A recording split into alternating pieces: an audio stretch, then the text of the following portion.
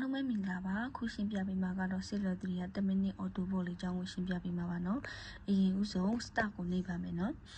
start ကိုနှိပ်လိုက်လို့ရှိရင်သူကဒီမှာပေါ့နော်အော်တိုဘောလေးအကြောင်းကိုရှင်းပြပေးထားတဲ့ဥပမာလေးနဲ့ရှင်းပြထားတဲ့စာလေးပေါ်လာမှာပါပြီးလို့ရှိရင်ကိုက log in ပို့ပေးရမယ်ပေါ့နော် log in ကဘယ်လိုပို့ပေးရမှာလဲဆိုတော့သူဒီမှာရှင်းပြထားတယ်မြင်းဆောင် set data phone number စကားဝက်ပေါ့နော်ဒီလိုမျိုးလေးပေါ့မြင်းဆောင် set data speed ပါရှာမယ်ပြီးလို့ရှိရင်ဖုန်းနံပါတ်ပေါ့နော်ကိုဂိမ်းကောက်ဝင်တဲ့ဖုန်းနံပါတ်ကိုထည့်ပေးရမယ်နော်ပြီးလို့ရှိရင် n တရားလေးထည့်မယ်ပြီးလို့ရှိရင်စကားဝက်ထည့်မယ်စကားဝက်လည်းကိုဂိမ်းကောက်ဝင်တဲ့စကားဝက်ကိုထည့်ပေါ့နော်ပြီးလို့ရှိရင်ဒီမှာ log in ပို့မယ်ပေါ့ပို့လိုက်ပြီဆိုလို့ရှိရင်သူကဒီမှာပေါ့နော်ဒီ ID လေးကို line ညွန်ကနေပြီးတော့ active လုပ်ထားပေးပြီဆိုလို့ရှိရင်ဒီလိုမျိုး successfully ပေါ့နော် updated successfully ဆိုပြီးတော့ပေါ်မှာတကယ်လို့ကိုက update မလုပ်ထား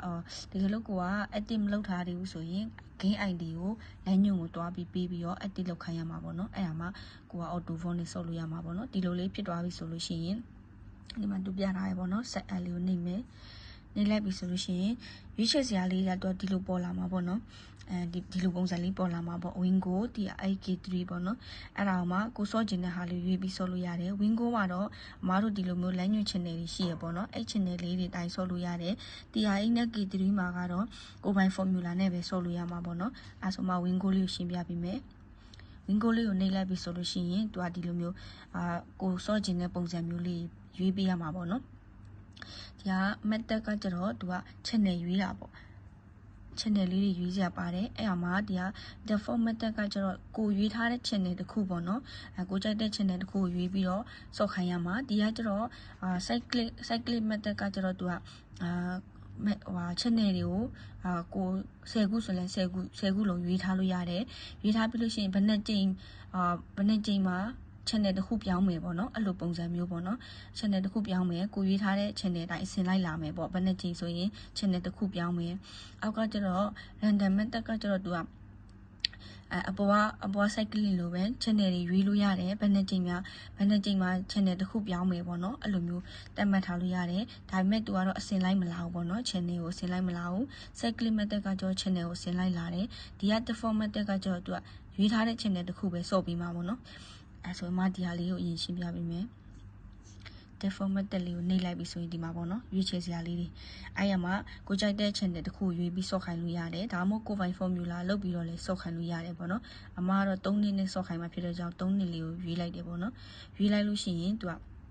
ဒီမှာလေးပေါ်လာပြီ3နှစ်ဆိုရင်ပဲပြန်ထွက်လို့ရပြီပေါ့နော်ပြီးလို့ရှိရင် capital management လေးကိုနှိပ်ပါမယ် capital management ကမှကျတော့သူက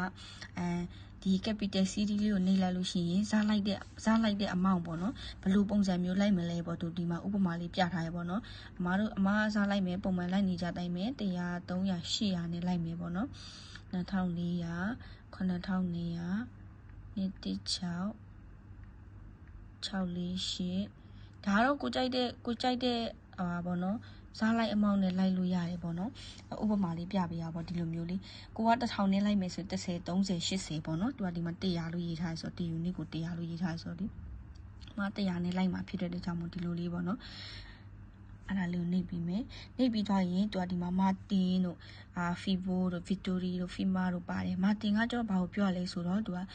ရှုံးရင်ကိုရွေးချယ်ထားတဲ့ဇတို့အတိုင်းလိုက်မယ်ဒီဇလေးအတိုင်းပေါ့ရှုံးရင်100ရှုံးရင်300လိုက်မယ်3ဇလိုက်မယ်ပေါ့နော်3ဇရော8ဇအဲ့လိုမျိုးပေါ့အဲ့ဇအတိုင်းလိုက်မယ် Victory ကကျတော့နိုင်ရင်ဇလိုက်မှာမာတင်ကရှုံးရင်ဇလိုက်မှာ Victory ကနိုင်ရင်ဇလိုက်မှာသူကနိုင်လို့ရှိရင်100နိုင်300လိုက်300နိုင်ရင်800အဲ့လိုမျိုးပေါ့Fibo ကကျတော့ဘယ်လိုမျိုးလဲဆိုတော့ကျတော့ Fibo ကနိုင်ရင်ရှစ်တင်ချိန်ကဇာနဲ့ပြန်စားမယ်ဒီမှာ8ဆမှနိုင်သွားတယ်ဆိုရင်3ဇာနဲ့ပြန်စားမယ်ရှုံးရင်ဒီဇာအတိုင်းပဲလိုက်မယ်ဇာတို့အတိုင်းပဲပေါ့နော် Fima ကကျတော့သူကနိုင်လို့ရှိရင်အစအနေပြန်စားမယ်ဆိုတော့2ကြိမ်နိုင်ရင်စအနေပြန်စားမှာ Fima က2ကြိမ်နိုင်ရင်ထားပါတော့8ဆမှနိုင်သွားတယ်ဆိုရင်အစာပဲပြန်စားမယ်တစားနဲ့ပြန်စားမယ်ရှုံးလို့ရှိရင်တစ်ချိန်နိုင်ရင်တစ်ချိန်ပဲနိုင်ခဲ့တယ်ဆိုလို့ရှိရင်သူက8ဆမှနိုင်သွားတယ်ဆိုရင်ဒီ3ဆက2ဆနဲ့ပြန်လိုက်မယ်ပေါ့နော်အဲ့လိုမျိုးလေးပေါ့အဲ့ဒါပြီးလို့ရှိရင်ကိုကအမားတော့ဒီမာတင်နဲ့ပဲစော့မယ်ပေါ့နော်ရှုံးရင် like တဲ့ဇာနေဆိုဒီမှာမာတင်ဖြစ်သွားပြီဆိုရှင်ဘက်ပြန်ထွက်မယ်ပေါ့နော်ဘက်ပြန်ထွက်ပြီးရင် target ကကျတော့ဘာကိုပြောရလဲဆိုတော့အနိုင်ရှုံးအမောင့်တက်မှတ်တာပေါ့ဒီမှာ take profit ဆိုရင်ဘယ်လောက်နိုင်ရက်မှာလဲပေါ့နော်အမကတော့1000နိုင်ရက်မယ်ပေါ့ကိုကြိုက်တဲ့အမောင့်ထားလို့ရတယ်နော်1000နိုင်ရက်မယ်ရှုံးရင်ဘယ်လောက်နိုင်ရက်မှာလဲဆိုတော့ရှုံးက2000ရှုံးရင်ရက်မယ်ပေါ့နော်ပြီးသွားပြီဆိုရင်ဒီအောက်ကဟာလေးကကြော်လေ self profit ဆိုတဲ့ဟာလေးက Fibo နဲ့စောမှပဲရွေးပေးရမှာနော် Fibo နဲ့မစောဆိုရွေးကြမလို့နော်ဘယ်ပြန်ထွက်မယ်ဘက်ထပ်ပြီးသားပြီဆိုလို့ရှိရင်တိုင်မှာကြော့ပါကိုပြောရလဲဆိုတော့ကိုစော့ကျင်တဲ့အချိန်ပေါ့နော်9နိုင်နဲ့10နိုင်စော့မယ်ဆိုရင်9နိုင်10နိုင်တိုင်မှာပေးထားလို့ရတယ်အမားတော့မပေးထားတော့ဒီတိုင်းပဲစော့မယ်ပေါ့နော်ပြီးလို့ရှိရင် information ကဘာကိုပြောရလဲဆိုတော့ကိုဘာတွေရွေးချယ်ထားလဲဆိုတဲ့ဟာကိုပြန်ကြည့်လို့ရတယ်အကုန်လုံးပေါ့နော်ပြီးလို့ရှိရင် show comment ကကျတော့ on off ကကျတော့ show comment ကျတော့မှတ်တမ်းပြတာဒီ game မှာဘယ်လိုဆော့ထားလဲဆိုရင်မှတ်တမ်းပေါ့နော်ဒီမှာနေလိုက်မယ်တစ်ချက်off ဆိုရင်မှတ်တမ်းမပြဘူးအနိုင်ရှုံးမဲပုံမယ်ပေါ့နော်ဆိုလို့ရှိရင်ကကျတော့အကုန်လုံးမှတ်တမ်းကိုအကုန်ပြပေးမယ်ပေါ့ပြီး information ကကျတော့ဒီလိုမျိုးလေးပေါ့နော်ကိုရွေးချယ်ထားတဲ့ဟာတွေပေါ့ဒီမှာဘယ်လိုရွေးချယ်ထားတယ်ဘယ်လောက်ပေါ့နော်အဲ့လိုပြန်ကြည့်လို့ရတယ်အဲ့ဒါမှကိုစောတော့မယ်ဆိုရင် start auto ရက်ချင်တယ်ဆိုရင် stop auto ကိုစားစောမယ်ဆိုဒီဟာလေးနှိပ်လိုက်ပြီးတော့စောခိုင်းလို့ရပြီနော်ဟုတ်ကျေးဇူးတင်ပါတယ်